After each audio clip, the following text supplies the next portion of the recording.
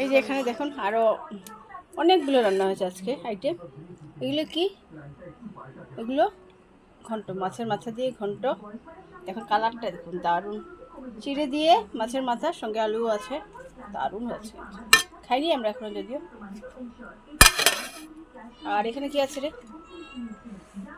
ও ওইটাও ঘন্ট, ঠিক আছে। একটাতে তো জায়গা হয়নি, ওই জন্য দুটোতে রাখা হয়েছে। এই যে ঘন্ট, এতগুলো মা রান্না করেছে নাকি রে?